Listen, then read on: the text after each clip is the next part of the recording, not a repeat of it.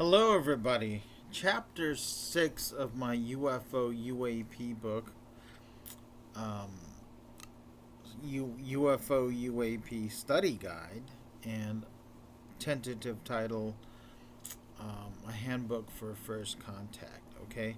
Chapter 6 is what would a war with them look like, or alternatively, what would a war of the worlds look like? Alright. Gotta focus on a couple things. I've gotta kind of hammer home that we have a lot of mythology about war. Okay, we have a lot of things that are just purely folktale mythology, untrue, only partially true, only situationally true here in America. And the distortion is that we are a big nation. We're incredibly wealthy. A lot of this wealth came because when this country was colonized, the rest of the world was heavily populated, especially Europe. Um, Europe is a lot smaller than other parts of the world for the most part, especially Western Europe, and more heavily populated than, say, parts of Africa. And, you know, unlike Europe, unlike Africa, unlike the Mideast, unlike Asia, unlike Russia, this country, the resources were untapped, unused by and large. It was not that densely populated in most of it. Still not that densely populated in large parts of the U.S. Nothing had really been mined. There had been very little in terms of deforestation and things like that. People lived as hunter gatherers, as farmers, as farmer gatherers. There were some civilizations, especially in Mesoamerica and the Andean region. You had the mound builders who lived here in Missouri, and a lot of what they did has just been wiped out. And isn't it, people don't talk about it. They had central planning in their towns and cities. So we have all this wealth that allowed us, and all this land, and we're able to populate, and that would have made us wealthy regardless of what race populated this country, what religion, what culture, what whether they were capitalists or socialists. And so incredibly wealthy countries can field an incredibly wealthy and powerful and large military, right? Which is what we have. And when it comes to all out war, we're a number one, we're the best. Um, you know, I participated in Desert Storm. I was a Cold War person. I was active duty during Panama. My unit was activated, and by the time they had an airplane to bring us there, it was over. It's how quickly things progressed. And Desert Shield, Desert Storm was a huge rout. The second invasion of Iraq was a huge rout. The initial military action in Afghanistan was more of a war by proxy.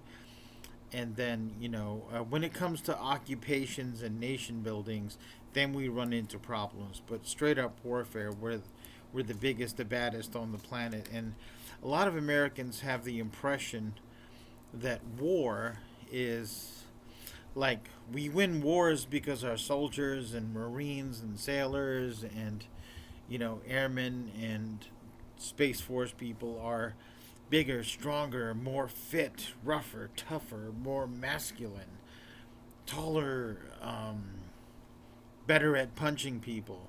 You know, uh, we think that that's why we win wars, and this image of a warrior archetype is actually very attractive and seductive. When I was a young man, I was like, I want to be a Marine. I want to be the best, and you know, um, then you start learning about war, and war is about technology. It's about numbers. It's about logistics.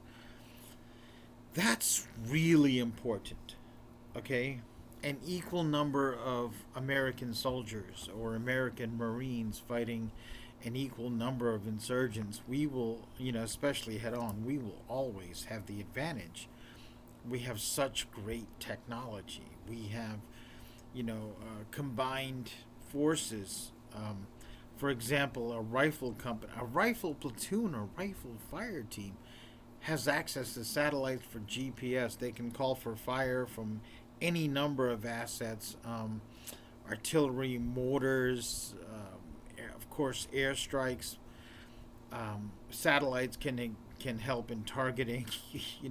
If they're by a shore, you've got naval gunfire, you've got aircraft carriers, you've got potentially submarines, assisting. So technology is freakishly important, and it's why we have superiority in the air, the land, the sea, and now probably space. Okay? Now, if, let's say, an alien invasion armada comes from somewhere else, well, they have several advantages. The first advantage is they have the high ground. Okay? So, and in order for them to get here, they must possess incredible amounts of power and technology, and probably medical means to preserve their lives during the voyage, to protect against radiation, knowledge of advanced chemistry, biology. They probably have to have their own ecology. They would have to have a lot more technological development than we do, and it would show.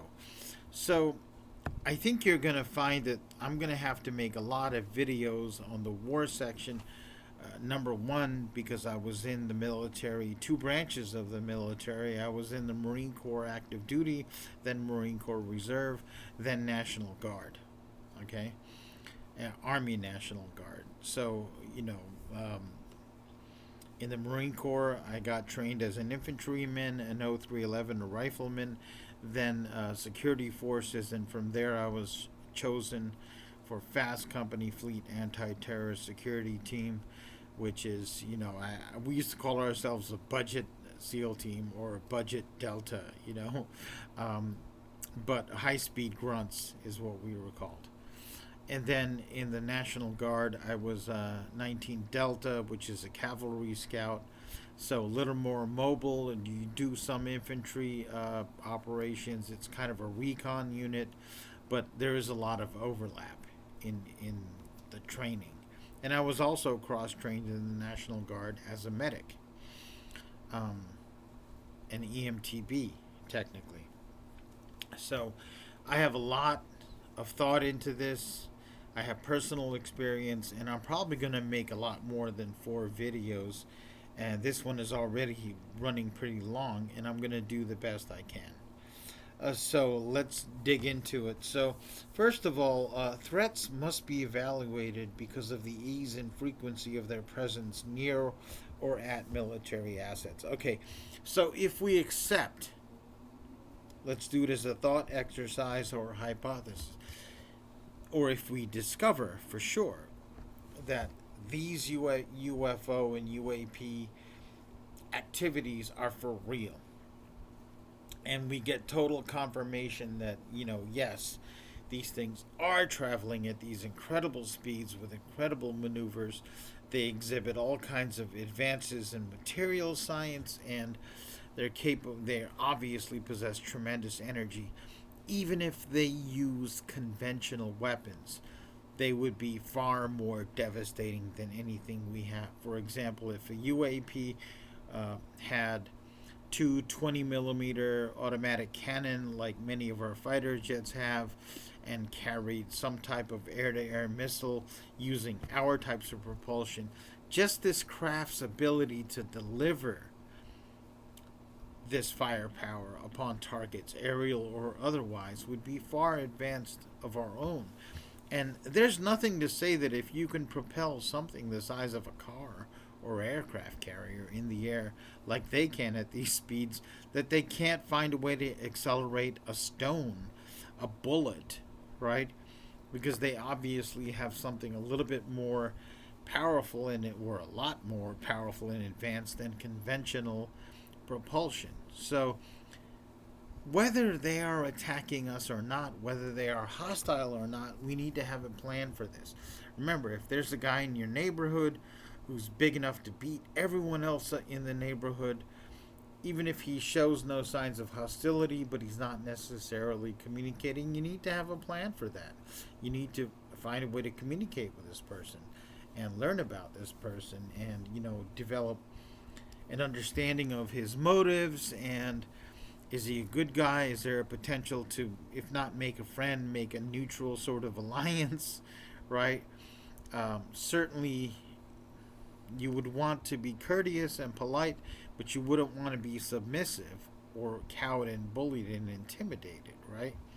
Now, the threat of these UFO, UAPs, the potential damage they could do, is far greater than what another human nation could do. So, I need to talk a little bit about what would start a war of the worlds, and we need to examine what starts wars on this planet, and primarily it's over resources. First, okay, uh, I'm talking about stuff like land, farmland in particular, minerals, living space, um, clean air, water, precious metals, things like that. That all wars really boil down to that. Now, I can hear some of you saying, "What about religious wars? What about ideological wars?" All of those, if you dig deep enough, are basically about some form of resource. Some form of it. Usually, it's the acquisition of land that possesses resources or can be used for resources. Right? If I own a powerful military and I invade a small country next to me that's undeveloped, that doesn't have a lot of industry, that doesn't have a lot of mines and things, just the fact that I have that land, I can start cutting down trees, I can start using the water, I can start making farmland, I can start doing surveys and digging mines and things like that. So there's innate value in land. Now, uh, just to be realistic here, for example, people are like, well, Islam and Christianity, that's about religion. But, folks, um, the Holy Land, as it's called, is also a geographic, very important place geographically for trade. It's near many resources. It's near ports. It's the Middle East is kind of one of the terminus of the Silk Road, right? So that land would be valuable no matter who lives on it. And whenever whenever you have an area where people have the same religion, don't forget religions always break off into factions. And many people are in denial about this, right? And those factions represent populations, right? So Europe, for example, in Europe, it's mostly Christian for quite a long time. That didn't stop any wars from happening. You had the East, which was mostly Muslim for a long time, and you have different Muslim states fighting each other. It's easier to polarize a population if one population has one religion over here and another population has another religion over there, and this population wants some of the land and some of the resources the other have. I mean, people, you have to motivate people to go into danger and go to war for the most part, right? Especially if they're doing something else. If they're farming and craftsmen and things like that, they're like, I don't want to do that. I got crops to plant. I got pots to make. I got metal to hammer. Right? So it needs some type of incentive. And oftentimes, by saying, look, they don't share your religion, or they're practicing religion wrong, or, well, they may be related to our culture, but they're like a bastardized branch of our culture. We should invade them, right? Or it's easy. Oftentimes, you have pre existing conflicts and pre existing greed and things like that, and then leaders come by, secular or religious, and they start using religious rhetoric and differences and quoting different scriptures and things to manipulate the population. Manipulate, as in move with your hands, okay? It doesn't even have to be covertly, right? Religion is often a tool of statecraft, and statecraft is sometimes hacked by religion. It goes back and forth, but there would have to be some type of resource that people are fighting over. And believe it or not, this solar system, a lot of the resources that we value are in space. You want oxygen? You can make it from water. There's water all over the solar system. You've got hydrogen, you've got nitrogen, you've got metals, you've got rock, you've got precious metals, you've got organic compounds, you've got space on moons of Jupiter, you got Mars, moons of Mars. There's a lot of raw materials that if aliens needed something in bulk, they wouldn't have to go down to our gravity and deal with our atmosphere and deal with potential infections and things like that. They could just mine it, scoop it up, take it, whatever, from the cometary halo, from the Kuiper belt, from the asteroid belt, from different moons and planetoids and things like that. We still don't know everything that's out there, right? So that, in a way, that makes that type of war that we're familiar with a little bit less likely. Ideological, religious differences. I mean, how do we know what an alien ideology or religion is, or if they have an ideology or religion? We're not really sure. We won't know till we establish some type of contact and the information is out there. So,